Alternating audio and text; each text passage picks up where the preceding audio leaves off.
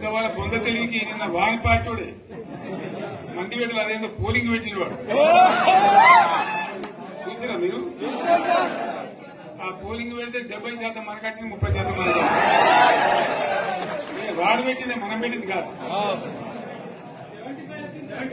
75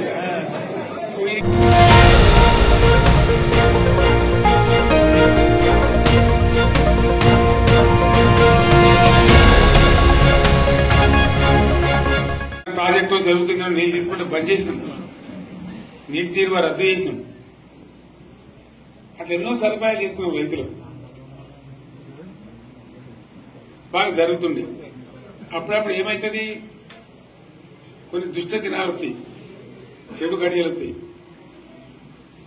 మనోళ్ళు కూడా అలవోకగా ఓట్లేశారు. మీరు గొప్పలో మీరు మాణిగ్రహం గెలిపించారు.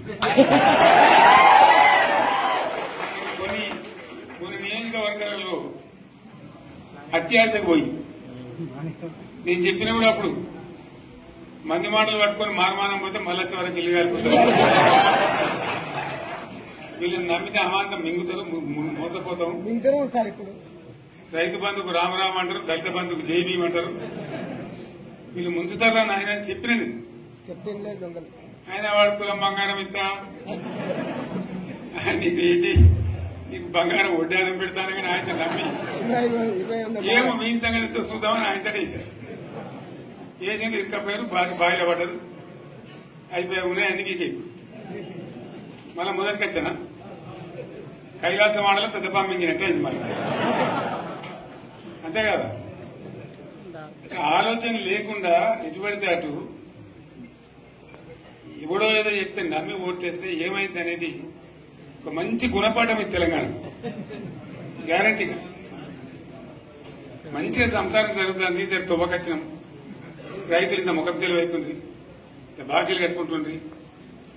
ఎంతో మంది పాపం సిటీలు వేసుకుంటారు, ఏదో వేసుకుంటారు. రైతు బంధు పైసలు పడితే ఎంత సంతోషం ఉంటుంది. ఆయన మీద గంగలు గడిచిపోయింది. ఇప్పుడు వాడు ఇద్దడో ఏడో భగవంతుని కనుక ఇచ్చినా కూడా మోసమే. ఏదో మళ్ళీ ఎలక్షన్ కోసం దానికోసం ఇస్తారు తప్ప కడుపునిండా ప్రేమను ఇచ్చేది ఇట్లే ఉంటుందా? సర్పంచ్ ఎలక్షన్ పెట్టింది సార్. మనం ఉన్నప్పుడు కరోనా వచ్చింది. కరోనా వస్తే కూడా నేను రైతు బంధు ఆపలేదు. కరోనా వచ్చి రాష్ట్రానికి రూపాయి ఆదాయం రాకపోయినా 4-5 మంచి స్కీములు తెచ్చి ఇవాళ కాపాడుకున్నాం. గౌరవంగా బతికింది రైతులు. బీమా వచ్చినండి. రైతు బీమా పెడితే ఎంతమందికి సాయం జరిగింది? గుంట భూమి ఉన్న కూడా మంచిగా సాయం జరిగింది. చిన్న రైతు కూడా సాయం జరిగింది.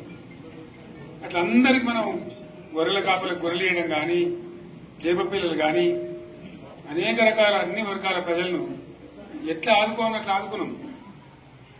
మా తెలంగాణ కదా మేము తెచ్చుకున్నాం కష్టపడి. మా వాళ్ళందరి పైకి రావాలి. కాంగ్రెస్ గవర్నర్ ముస్లింలు ఓట్లేసుకున్న తప్ప ముస్లింలకు మనం చేసిందా?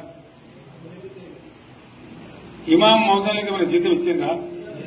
మనం వచ్చినాకనే ఫస్ట్ టైం వాళ్ళని గుర్తించి వాళ్ళని గౌరవించుకున్నాం. ముస్లిం మైనార్టీ పిల్లలకు, మన గిరిజన పిల్లలకు, మన ఎస్సీ పిల్లలకు, మన బీసీ పిల్లలకు ఎంత మంచి రెసిడెన్షియల్ స్కూల్ పెట్టుకున్నాం. అందరినీ కూడా ముందు తీసుకుపోవాలి. ఇవాళ మన కళ్ళ ముందని నాకు బాధ కలిగేది ఏంటంటే, చిన్న వర్గాల ప్రజలు కాన్వెంట్ స్కూళ్లలో చదివించలేదు. వాళ్ళ పిల్లలు కూడా బాగా చదవాలని చెప్పి ఎస్సీలకు, బీసీ, మన మైనార్టీ సోదరులకు గురుకుల పాఠశాలలు పెట్టారు. అద్భుతమైన చదువు చదువుకునే వాళ్ళు. ఇవాళ మొత్తం రోజు బడి పిల్లలు విషాహారము, కడుపు నొచ్చుడు, బాధపడు, పురుగులు అన్నం పెట్టుడు. పిల్లలు వెళ్ళిపోతున్నారు ఆ స్కూళ్ళ నుంచి, ఇళ్లకి వెళ్ళిపోతున్నారు. తల్లిదండ్రులు కూడా భయపడి తీసుకుపోతున్నారు. ఏం ఘోరం ఇది నాకు అర్థం కాదు. మళ్ళీ ఇది చేసినాడు కూడా ఇప్పుడు మళ్ళీ అదే కాంగ్రెస్ పార్టీ. అంతేనా? మళ్ళా పాత కాంగ్రెస్ మోపోయింది, మళ్ళా కరెంటు కోతలు మోపోయినాయి. వెనకాలం ఇంకేం గతి అవుతుందో మార్చి చెప్పి ఏమవుతుందో. ఇంకా కరెంటు కోతలు మోపోయినాయి, మంచినీళ్ళు సరికొత్తలు, అడిగే నాతులు లేడు. ఎవడన్నా గట్టిగా నిలదీసినట్టు వారికి పోలీసు నిలబట్టేయడం. ఇదేనా రాజ్యం? ఇట్లా ఉండదా రాజ్యం? ఎందుకు వచ్చింది ఈ పరిస్థితి చెప్తా. నాకు తెలిసి నాకేం గుర్తులేదు. నేనేమంటున్నానంటే ఇట్లా అనేక పనులు చేసుకున్నాం మనం. గోదావరి నుంచి నీళ్లు తెచ్చుకున్నాం, నీళ్లు తెచ్చుకొని మంచినీళ్ళ తర్వాత సాగునీళ్ళు ఎంపడబడ్డాయి. మెదక్లో యువతల ప్రాంతం అంతా కొంత అందులో నీళ్లు, పాత మెదక్ జిల్లాలో నీటికి మిగిలిపోయినాయి. మన 2 తాలూకాలు నారాయణఖేడ్, జైరాబాద్. వాళ్ళకి నీళ్లు రావాలి. ఎట్లా రావాలి గోదావరి నీళ్లు? సింగూరు ఒక టైంలో నిండుతుంది, ఒక టైంలో నిండదు. మరి నిండినప్పుడు ఎట్లా? గోదావరి నీళ్ళే దిక్కు.